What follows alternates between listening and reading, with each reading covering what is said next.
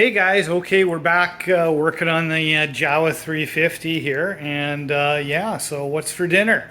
Well, we're gonna be cooking or baking in this case a Jawa 350 side case, so that we can put the Jawa 350 engine together. So this thing needs to be warmed up. I've got the temperature set to 220 degrees Fahrenheit. So nothing too crazy. We're just going to try to bake this thing for 20 minutes, half an hour. You know, aluminum conducts heat really well, so we don't have to get too carried away. We just want to get it good and warm, and so that we can actually fit it onto, onto the engine and let it slide over that flywheel. So, okay, so without any other discussion here, let's get this thing into the oven.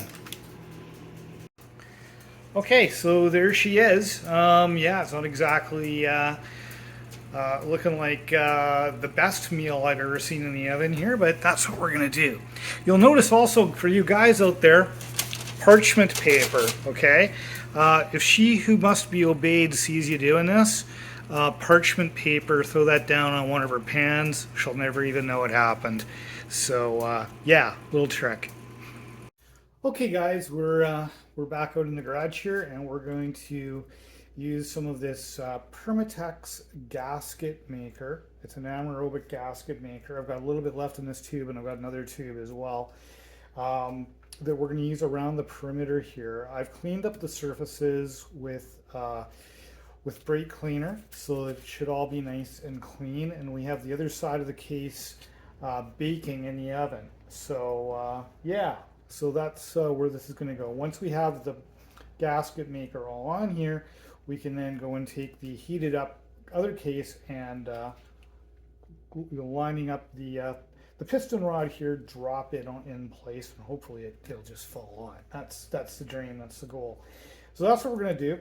I'm probably going to fast forward through this process of applying the sealant a little bit, but I'm going to film it just so you can see what I'm doing. But we'll just fast forward through it because you're not going to want to watch me doing this for 15 minutes, I'm pretty sure. But basically the process, maybe I'll just show a little bit. So what we're going to do is go and kind of get it. Oh, maybe I should just start with the other newer tube. The stuff does not want to come out of here. Let's see here. Let's see what we can do here. Oh yeah, here we go. So we don't want to use too much of this stuff, but we do want a thorough coating everywhere and right around all of the screw holes and all of the mating surfaces, even the internal mating surfaces, we're going to want to catch them. So, okay, we'll commence fast forwarding.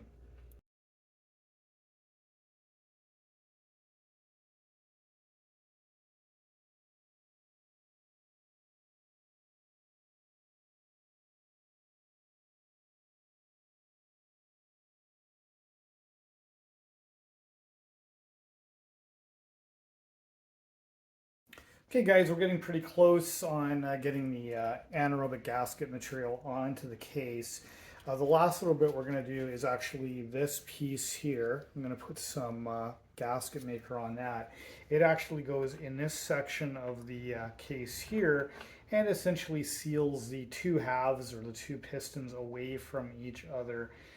So that's quite important that be sealed up as well. So I'm just going to get some gasket maker on that, and then we'll place it in for when we eventually seal the case up. So we'll have to do both sides here. Inevitably going to be a bit messy, but that's what we're doing. That's what we're doing now. I just see that I'm not on camera doing that, but in any event, that's how that goes. So I'll bring you back when I get that done. Okay, guys, we've got it pretty much got the gasket material on there, but being a little bit over exuberant, what we're going to do now is just go through all of the various attachment points, the various screw holes, and just get it out of there because we don't need it. You know, it's really hard to apply this stuff without getting it, you know, kind of close to these holes or in these holes. So we're just going to get that stuff out of there. We don't need that stuff in there, but we do need it around the entire perimeter of each hole. So that's what we're doing now. Also, I'm just having a look as I go through this to kind of, make sure that we have all of the areas covered that we need covered. We can just move the stuff around a little bit like this. The one thing that seems to be nice about this anaerobic gasket material is it seems to have a fair amount of time. There doesn't have to be a huge rush on worrying about this stuff setting up in a big hurry. So in any case, I'm just taking my time with it and getting it to where I'm happy with it, making sure that I've got all of the places covered, I have all of the holes open, because once we have that thing heated up and drop it on, it's pretty much, I don't want to do it again. So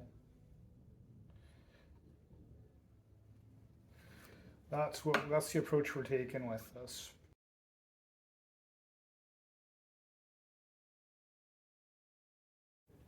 Okay, this is where we're going to place the top half of the engine on, so don't delete this part. Do delete this part, but I will be back in a minute. Just head into the oven. So yeah, don't delete this part of the video. Okay guys, dinner is served. Here we go, straight out of the oven. So now we're gonna see if we can pop this thing on. So we need to make sure that our piston rod is nicely aligned here, so that so it'll drop into the case nicely. It's not going to stay there for us, but we will deal with that as we go. I'm just going to grab a little bit of paper here to give one last clean to this surface. We cleaned it before it was in the oven, but we're going to clean her again just quickly. Try to make sure it's nice and no oil on it. And we're going to drop this thing on there. So try to get this lined up.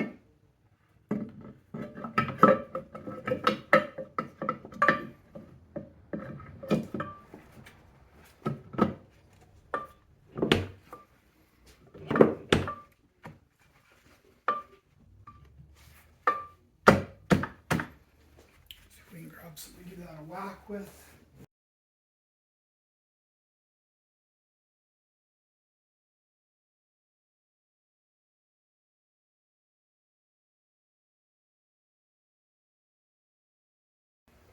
Just about there.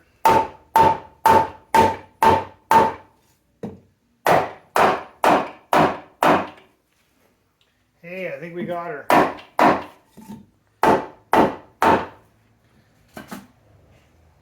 Well, I guess we should have heated a little bit hotter, I would say, probably, but you know what? This has worked.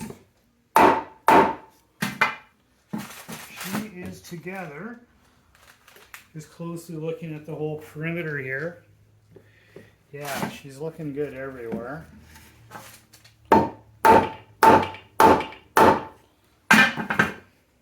Yeah. Okay, good. Now we're going to start to bolt her together. And we'll clean up some of this this goo that's oozing out of the side of it, which is good. It means we got enough on there. So yeah.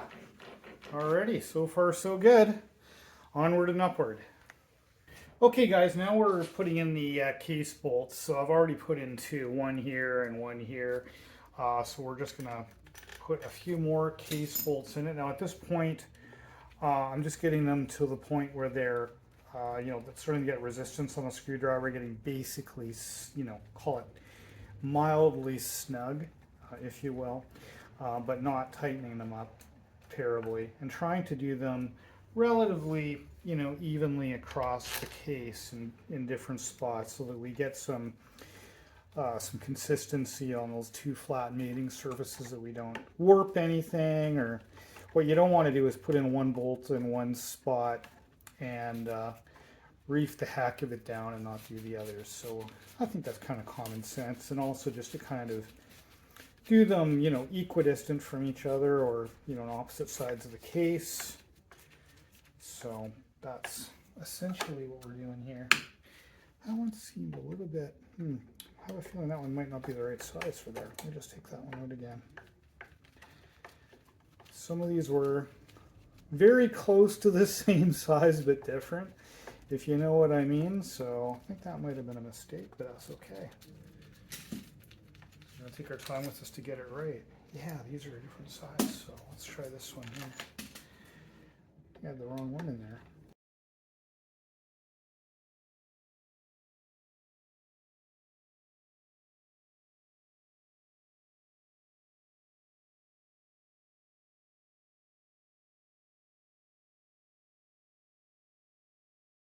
Okay, guys, so we've got all the bolts in, bolt machine screws, if you will. They're all in there. There's 4 in the middle up here, and then there's a whole bunch of perimeter ones, which I'm sure you saw me putting in. Now they're all in there, just like I said, snug at most. Okay, so basically seated. So now we're going to go around and we're going to carefully, using a big screwdriver, right? Big screwdriver. We're going to tighten them up a little bit at a time, and we're just going to go in different spots across the case, tightening them down as we go. Now these are flatheads, which, you know, not ideal. I'm of two minds about it. I'm not a big fan of flatheads for obvious reasons, because they'll cam out on you. But that said, if you wind up using hex heads or, you know, Allen headed ones, the other option, especially in aluminum cases, that you can so easily torque them down that you can wind up stripping the threads out of the aluminum case. So these ones, I chose to just put them back in because they're actually, although they're flatheads, they've got some nice big chunky flatheads, if you will, and they have got lots of meat on them. So yeah, I just chose to put these ones back in. Boy, I didn't get that one snug, did I? So let's continue on with this process here, getting it as good as we can. I guess the one value of flatheads, I'm not saying you couldn't strip them out of the case, the threads out of the case this way, but it's a lot harder, right? If you put those hex heads on or those Allen key heads on, really easy to strip them out. And don't ask me how I know, man. I've made all those mistakes in the past, so.